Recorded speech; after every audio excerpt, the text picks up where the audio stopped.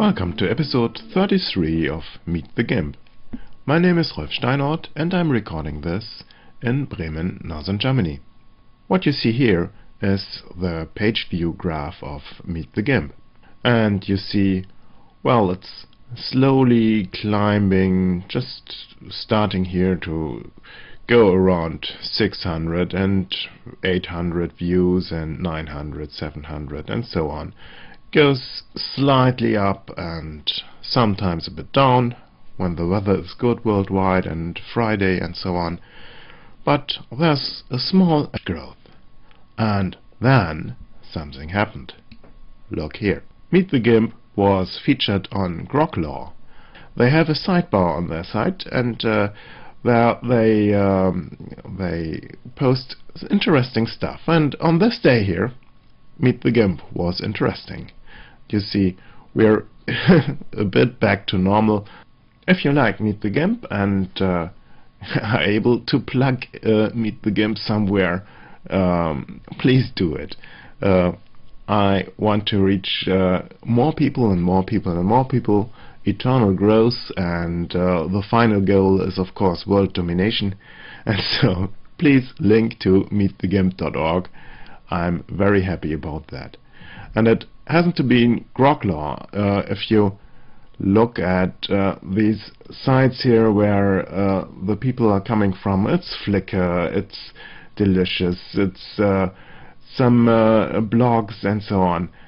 Every time you link me, or you link this show, I get some new people looking for me, and I get up into higher regions of the search engines and so on. So, yeah, well, please link to meetthegimp.org. Well, it's not over with plugging. I just asked you to plug my show, and here I'm plugging our show, the newest focus ring. It has the slightly deceptive title of We're a Low-Cut Blouse. I don't know who wants to see any of us guys talking there. 6 guys from 6 different photo podcasts who wants to see any of us in a low-cut blouse, but well, if you listen to it, it will make sense. I talk a bit about why black and white is still so popular, and I think it gains a little bit in popularity in digital photography. And today in this podcast I'll cover the second episode about converting to black and white. So check this out, focus ring number 12. It's at photocastnetwork.com. And I'm still not over with plugging. Here is a site where I stole some of the content of today's show.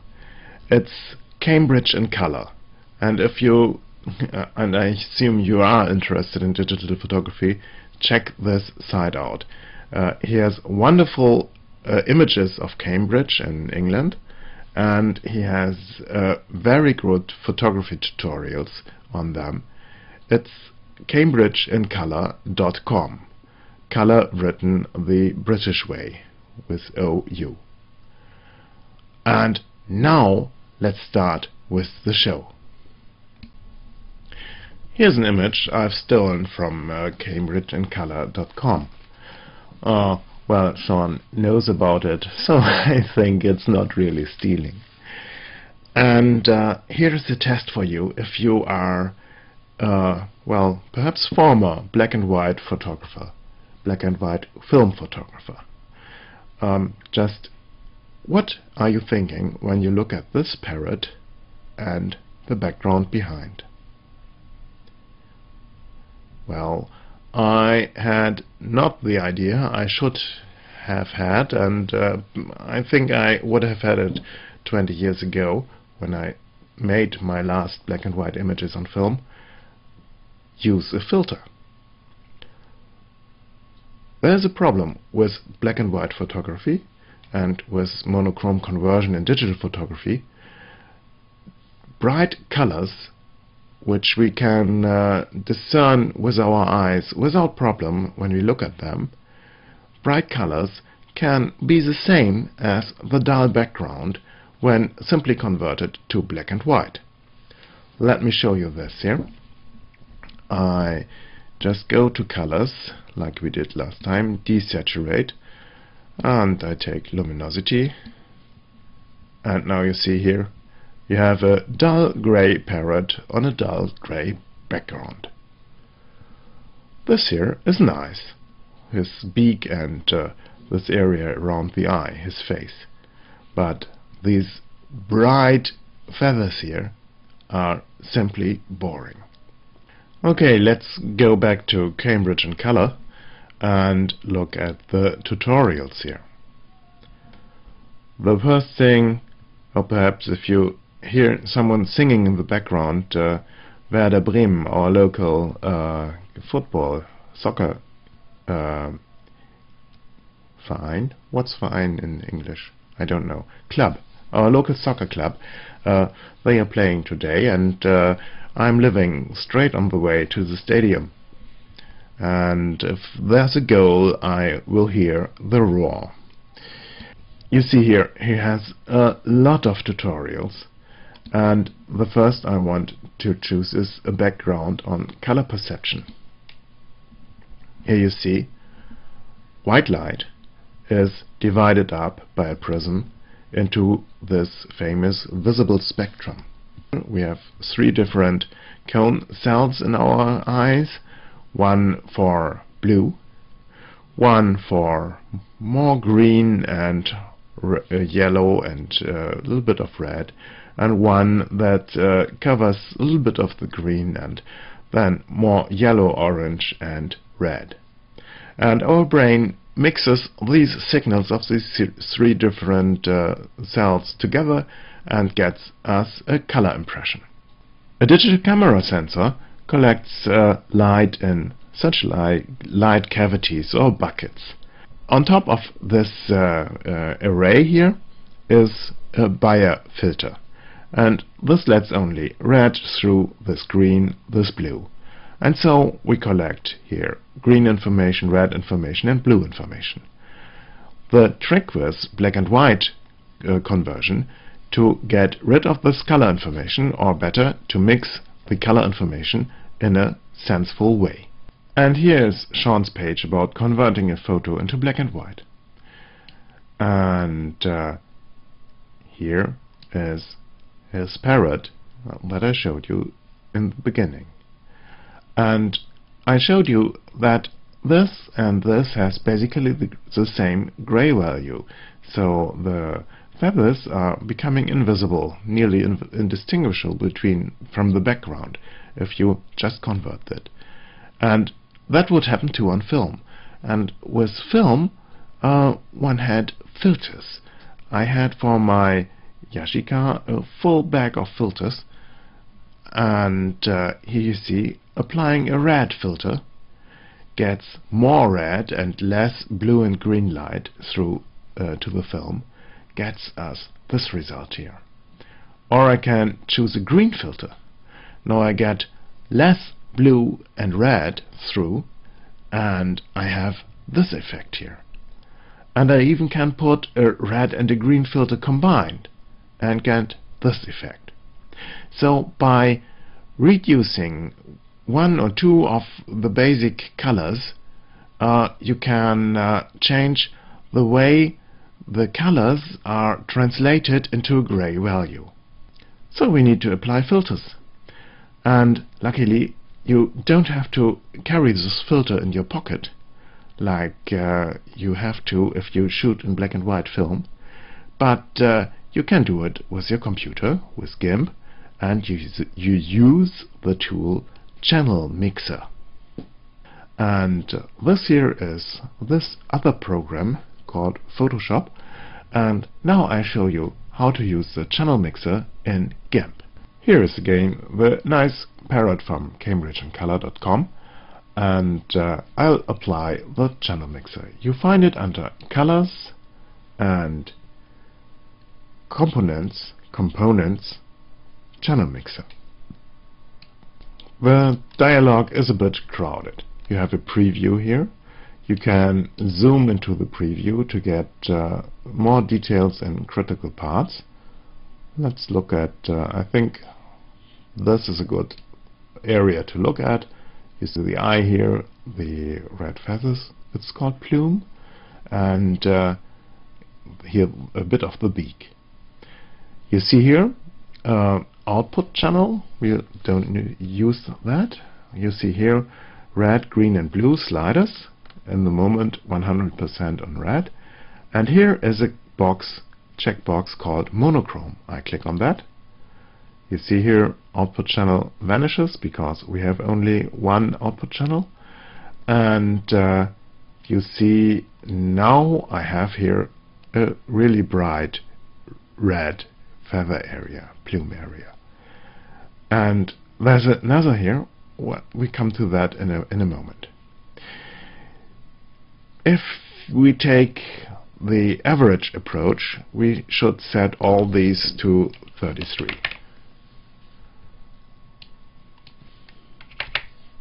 You see how the image changes.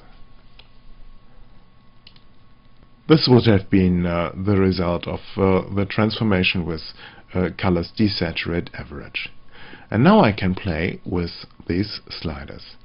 Now the image is too bright, and that's because these three values here don't add up to 100, but to well, something in the vicinity of 200. And to correct that, there is this button here, Preserve Luminosity.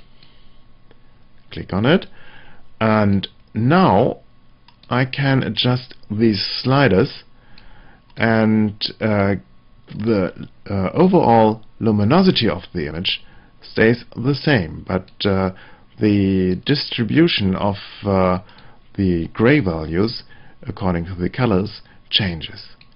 And now I can play with these sliders. I can even go into the negative values and just subtract green. Now I have no green information in here, or even opposite green information in here. It's a nice tool. Now these sliders are, well, these are now not absolute values. I'm running out of English here. The relation of these sliders is stored and translated to 100%, so that the sum gives 100 here. Okay, you see here you can apply filters. This is a good red filter here, where the red feathers are emphasized, and you can apply different filters here and look at your result. Let's have a final look around here. Preview window, zoom boxes here for getting the image preview larger or smaller, the distribution of the three channels, here checking for monochrome, otherwise you get very strange results here on top, which is a nice thing to play with too. You see here, now we are just changing the species of this animal, and here preserve luminosity for getting this from absolute values to relatives, and you can even save and reload your settings from one image. I think this could be fine if you are doing a series of landscape images or so. Just load the last settings of your channel mixer. You remember this image here from episode 31, I think, the double face. And in that episode I said I would somehow get the color of, or the tint, or how do you say it? Well, I would like to get the face the same, let's say, color or tone of skin. And here is how to. First I deactivate the grayscale layer here. So, and now I switch to this current image here and go to the color mixer. That is here, Components, Channel Mixer. Here we are. One problem with this image is there's too much red in it, and so red turns into gray and not into light gray as this face here is. So let's click here on monochrome. You see it's better than we had it before, but well, here we have shadows in it and so, and a little bit darker. Let's click here on preserve luminosity or declick it. This is better than before, but I really don't like it for this here. So let's play with the channel mixer. A little bit darker. I go down on the red channel, and you see here the grooves here improve. You can see them better than here. And let's add a little bit of green.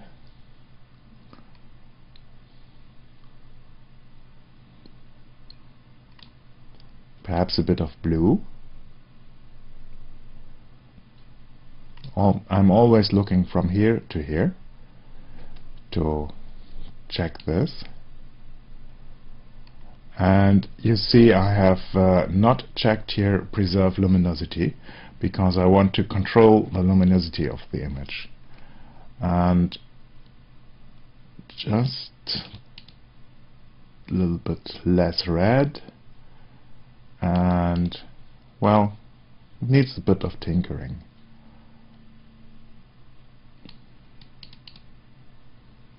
This is not so good. The computer needs some time to update this all the time, every time I change it. And well, looking at the background, this is good for the background. I think that should be the same gray note. I think this works. I click on OK. This fits about. I could use a little bit of curves correction, but I'll come to that in a moment. First I want to adjust the tone. You see here, this is slightly brownish and this is really black and white. So I go to my color tools and select here one of these skin tones. You see it here. And you see the numbers from red, or you see it here, red, green and blue go down, and this results in a little bit of brownish tone.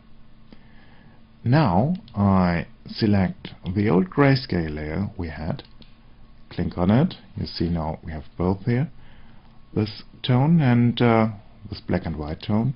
Now I just pull this color into the grayscale layer, combined in color mode, and on both sides we have this really old-fashioned, slightly brownish tone.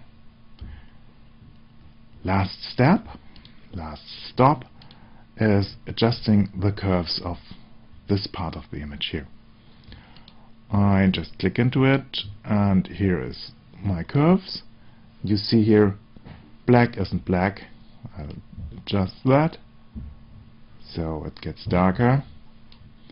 And now the white isn't white enough. I pull this a bit up. I have to play a little bit with it, and I think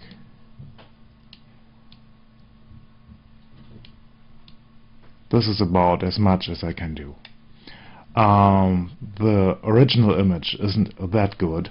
It has a lot of artifacts in it, and well, it's a passport image, nothing artistic. So, okay, let's look now at the image. I think it's quite an improvement compared to the start we had. The last thing one could do is do something about this grainy stuff here. Let's go into 100% view. I'm pressing 1. Well, I have to install this key showing tool, And you see here, this image is grainy, this isn't. Okay, we can do this, try this, simply by blurring the right image. I'm doubling the layer just to keep a copy in reserve. And now I'm going to Filters, Blur, Gaussian Blur, and let's go into this part here. I think this is too much. I want to keep the details in and to blur these pixels out. This is not enough, and 4 is okay, I think. Let's do the blur, and here we are. We could do now a little bit of sharpening in the final image, but I think it's not necessary. So you see, with the channel mixer you have far more possibilities to adjust your tonality you want to have in your result than with the other method of desaturation, which simply was a method of desaturation which Thorsten used with his grayscale layer here. In the beginning of the show I asked you to plug my show, to plug Meet the GIMP in blogs and so on, if you like it. And well, I asked Sven Neumann from GIMP if it's possible to get listed in on the GIMP website. And well, I got what I asked for. He said, of course it's possible, but we have nobody to make such a list. And if you have time, just make a list of tutorials, not only meetthegimp.org, and just send it to me, and I'll see to it that it will be posted on the website. So I hope that I can outsource some of the work. If you are stumbling across tutorial sites on the web which you like, which are relevant for the current version of GIMP 2.4 or 2.3, and which you like, please mail me a link at info@meetthegimp.org. In the last episode I used this image here to try a bit of black and white conversion, and I tried this with the channel mixer too, but I found the channel mixer is not enough control for me over the resulting picture. It could be done better, and so I thought about a way to do it better, found one, and well, I show you that way in the next episode of Meet the GIMP. But before that, I want to kick off a new challenge for you. Make a good black and white conversion and post it to our 23 group of Meet the GIMP. You find the photo group here. 23 is an image hoster, an alternative to Flickr and others. I don't like Flickr anymore because they want to control what I am able to see, because they have misunderstood the German laws about protecting kids and so. Complete mess. You see here this image. It's from me. It's a leaf from the last show, and you see I have done it a bit with with layers, and I'll show you in the next episode. And if you want to participate in the challenge, just upload your image to 23, give it into the group of meetthegimp.org, and tag it with the tag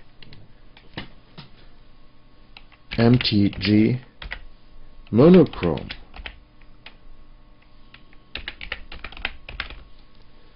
MTG monochrome. And I'll give you, let's say today is February 16, I'll give you to the last day of March. This is a longer project. I'll give you to the last day of March to send an image to 23, and I have a price again. A membership of 23 was €20, a year-long membership, and pro membership you can use 23 for free with 30 images a month and not the whole resolution visible. And if you pay these €20 or win the code from me here, then you can show also your large images on 23. You have now 6 weeks to make an image and to convert it to black and white and to load it up to 23, tag it with MTG monochrome, MTG-monochrome, and then I'll pick one of the images in a purely random way, and this will be the winner, or the one who gets the prize. The last competition gave wonderful results, and the last 2 competitions, and I hope for the best for this one here. And so I say goodbye up to next week. Photocastnetwork.com, your photography resource in the potosphere. Photocastnetwork.com